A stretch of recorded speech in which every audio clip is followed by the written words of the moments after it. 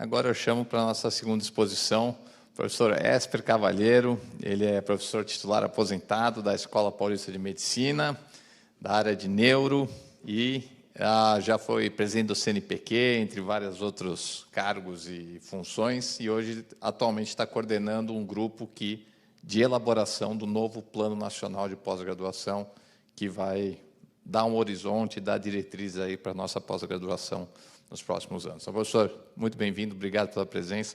Senhor.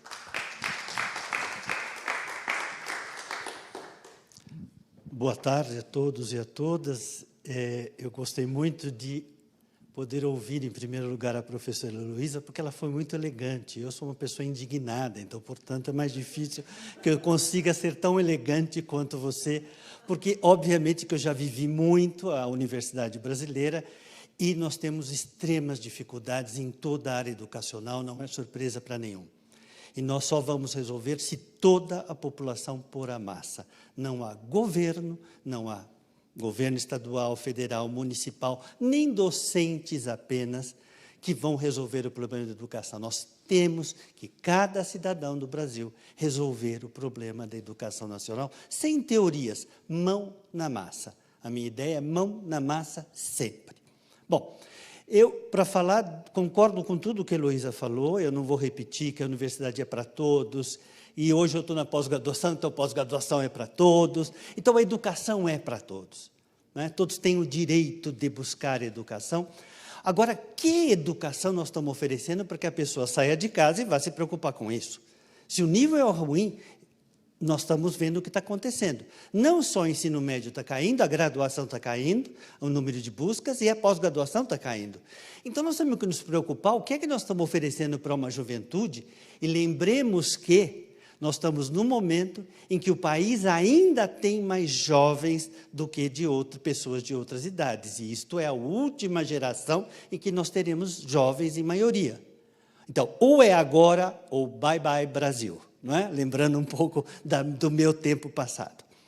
Eu, ultimamente, tive duas condições de trabalho que me permitem. O Heitor já falou do Programa Nacional de Pós-Graduação, que nós estamos terminando, estamos na fase, e que foi ótimo fazer isso depois de tudo que eu fiz na vida. E, antes da pandemia, eu estava no CNPq, que é o Centro Nacional de Estudos em Energia e Materiais, que eu fui convidado para desenhar uma escola de graduação. E essas duas coisas intermeadas pela pandemia me ajudaram muito a entender um pouco o que se passava no Brasil. Primeiro, o que é ter uma escola de ciência nova no CNPq, um ambiente de pesquisa mundial, com todos os equipamentos e pessoas que estão além, mas que, com um enorme defeito que a professora Heloísa falou, que é cada um no seu cantinho. A interação zero. Isto é, eu sempre exagero, por favor. Nós temos gente ótima que quer interagir, mas, de certa forma, são os departamentos, porque nós levamos para os institutos a maldição das universidades. Disciplinas e departamentos. Isso é horrível. Então, lá eu tentei fazer uma coisa que é completamente antidisciplinar, que é uma escola baseada em aquilo que eu falo há 20 anos e que só vou falar agora porque para ver se vocês ouvem e vão procurar no computador, que é convergência do conhecimento. A professora Heloísa instintivamente aprendeu que as questões humanas não serão resolvidas pela ótica de uma única disciplina. Para o meio? Ah, tá bom, eu estou no cantinho, não pode. Tá bom. Eu não sou treinado para isso. E o professor anda para tudo quanto é canto, desce, sobe, senta, levanta. Bom, e a coisa é que nós temos que imaginar que eu levanto um tópico, fome. Quem é que trabalha com fome? É o nutricionista? É o médico? É o dono do supermercado? É o homem do pronto-socorro, o médico do pronto-socorro que vê... Não, são todos juntos que trabalham com fome. Ela falou isso muito bem. As questões humanas têm que ser o objeto da universidade. Portanto, acabar com disciplina, acabar com departamento, não é transdisciplinar, não é interdisciplinar, Tem um autor que fala a mundanidade da disciplinaridade tem que ser esquecida e falar em convergência do conhecimento. Inclusive, o último livro desse grupo americano, que faz isso há 30 anos, fala convergência do conhecimento, da tecnologia e da sociedade. Então, essa integração é que a gente deve querer. Então, eu bolei o curso mais ou menos nesse sentido, aonde tem não que nós não queiramos ter especialista. O especialista é fantástico. Nós temos que ter esses especialistas em qualquer área do conhecimento, que sabe profundo a sua área. Não é? Ele tem que olhar lá para dentro. Mas, de vez em quando, ele tem que saber o que está acontecendo ao redor, como é que o mundo está andando. Depois dessa escola, que foi aprovada no MEC, então eu saí, eles estão lá tocando, parece que todo mundo gosta muito da escola, os jovens que estão lá são encantados com essa possibilidade de aprender biologia com matemática, com física, com química, tudo ao mesmo tempo, cada um mostrando o que é capaz de fazer em termos da própria união do conhecimento. E depois, obviamente, cada um vai seguir o seu caminho. E aí, depois da pandemia, eu estou cuidando da pós-graduação, que é o extremo, basicamente um extremo do sistema de graduação do país. Nós não podemos esquecer que a pós-graduação ela oferece o mais alto título de educação que o país dá, que é o título de doutor. Algumas pessoas falam que é pós-doutor, mas pós-doutor não é título. Não é? O título é doutor. O que é importante é que a pós-graduação se transformou muito, e eu não vou falar só disso, eu vou falar da universidade, seu papel nisso, mas nós temos que lembrar que a pós-graduação, que começou pelos anos 70, mais ou menos, ela continua exatamente igual até 2023. De 70 a 2023, com as mesmas ideias, com as mesmas formas, com os mesmos objetivos e totalmente disciplinar. Nós temos o curso de Física, o de Química, o de Biologia, o de História, o de Geografia, tudo disciplinar. E na Medicina, chegou-se um momento na minha instituição, por acaso são 2 médicos aqui hoje, na minha instituição nós tínhamos pós-graduação em Gastroclínica e pós-graduação em Gastrocirurgia. Bate na cabeça de alguém essa inteligência? Não dá. Então, nós temos que pensar que o conhecimento se faz com o quê? Unindo pessoas. Se nós queremos dizer que isso é para todos, o que a universidade tem que fazer que isso é para todos? É pôr para dentro e não ensinar nada? É isto? Quer dizer, os docentes universitários, não é que o mundo de fora vê como um castelo, mas é que cada professor universitário desse Brasil se vê num castelo de marfim. Se vê, eu sou doutor. O que é, meu? Nada. Tá? Vamos pôr o pé no chão e vamos saber, primeiro, dizer para o outro o que é que ele tem que aprender. Ensinar alguém é trazer luz para alguém. Daí o curso lá virou Ilum, né? Por causa dessa coisa de iluminar, de trazer a luz para alguém. E isso o professor não pode esquecer. Ele não é uma matraca daquilo que ele aprendeu durante a pós-graduação, porque todos têm doutorado hoje, não é? No Brasil, todos nas universidades públicas têm doutorado, quase 90%. Então, eles repetem aquilo que eles aprenderam. A capacidade analítica e crítica não existe na pós-graduação, como não existe na graduação. Você vai para a universidade em salas fechadas, em que entra um sábio e te despeja aquilo que você deveria saber. Só que nós tivemos, nesse intervalo de tempo, uma situação crítica que foi a pandemia. Todas as situações críticas da humanidade, sejam elas pessoais ou de grupo, quer dizer, você perder alguém, você falir, isso traz um aprendizado, pode ser para o bem ou para o mal, mas as guerras, as pandemias mudam as coisas, mudam o comportamento das pessoas, mudam o seu desejo, a sua vontade de fazer. E a última pandemia acelerou uma lista de processos que tinham uma linha de acontecimento. De repente, você não precisa ir mais para a escola para aprender. De repente, você pode aprender muito longe da escola. E isto é o que a universidade não está sabendo lidar com essa situação. Porque não é você transformar aquilo que o professor faz na sala de aula via computador. Isso é uma chatice, porque ninguém aguenta, depois de 5 minutos, uma aula clássica via computador. Então, nós temos que aprender a fazer essas coisas e levar para a criança, para o jovem e para o indivíduo que está buscando uma profissão, um ambiente onde ele vai aprender ao fazer. Aprender fazendo coisas. Nós temos que trazer para ele o problema, um problema qualquer que ele traga, que ele vive. E aí, através do conhecimento que a humanidade já acumulou, a gente vai tentar ver o que é possível solucionar.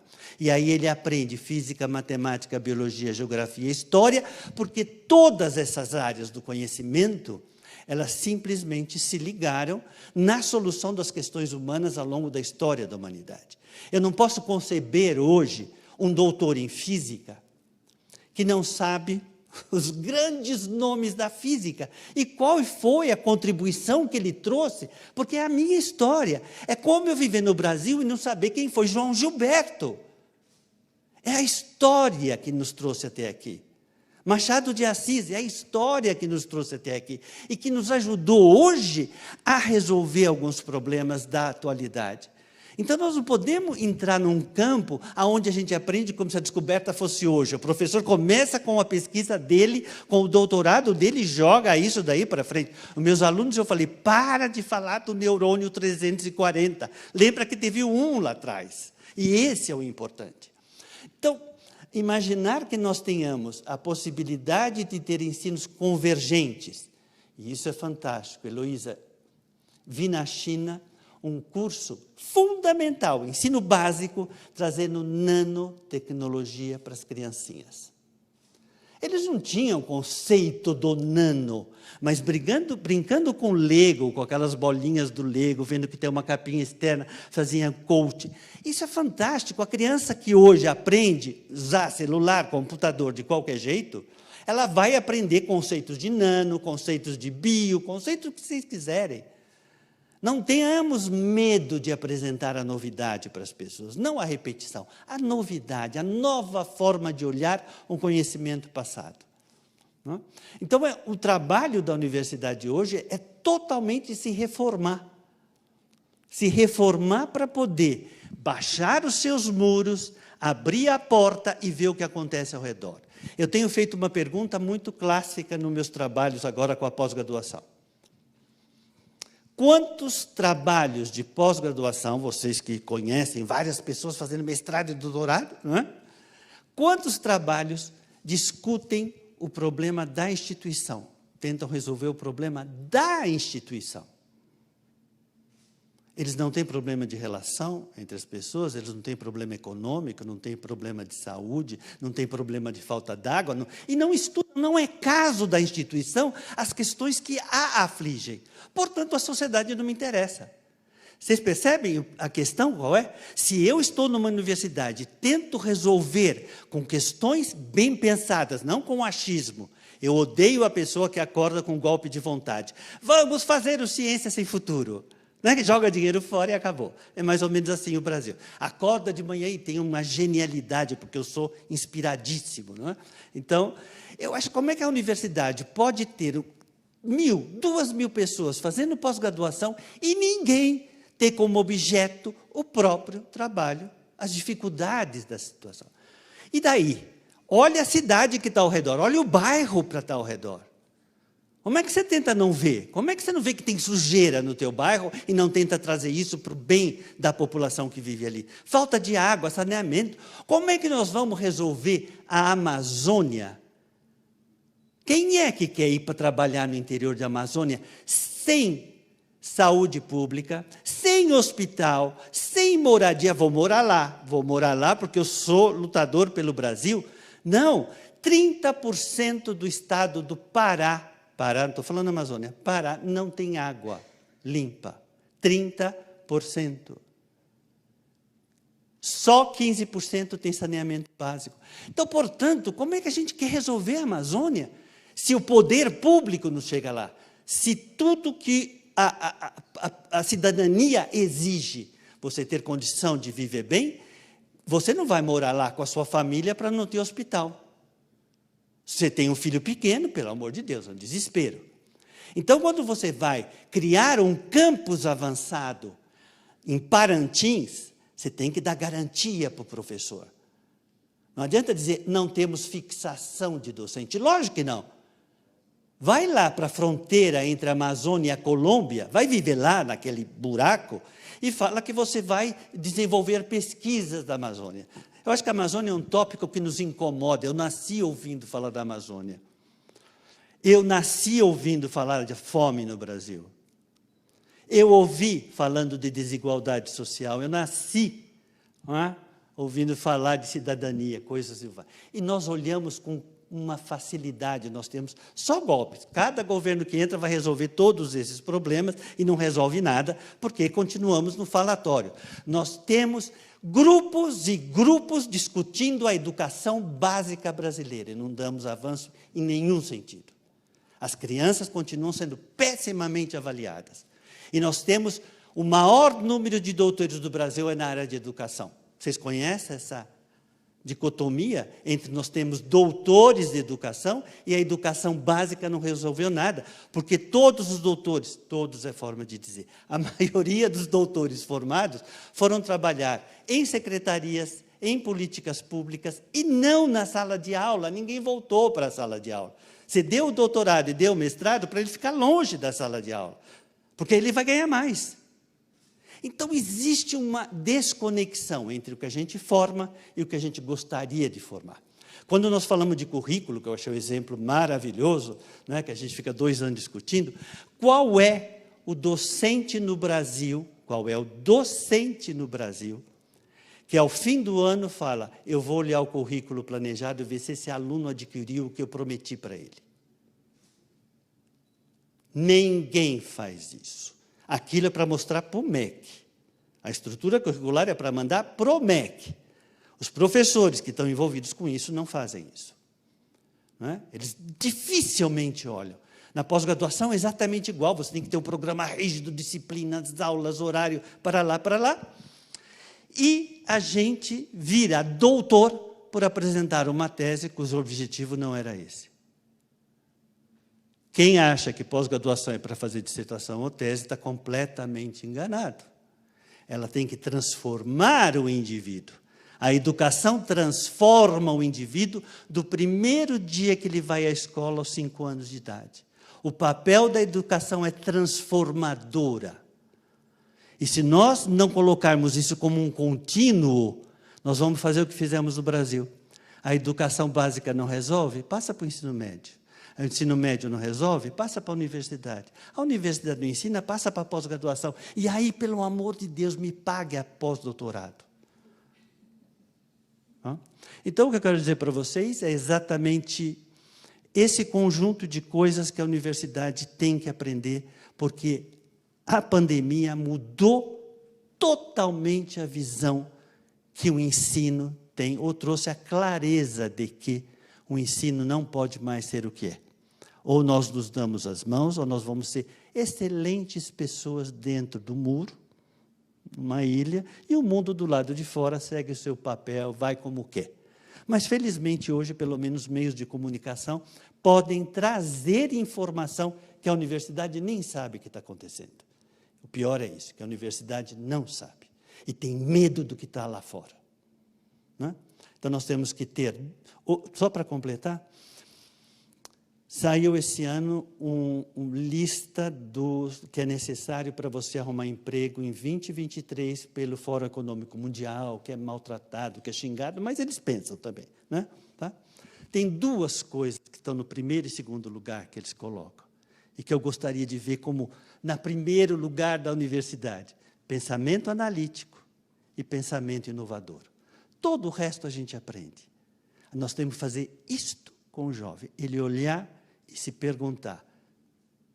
Não é? E não o que vem por aí me serve, a gente não discute mais nada. É isso, gente. Obrigado.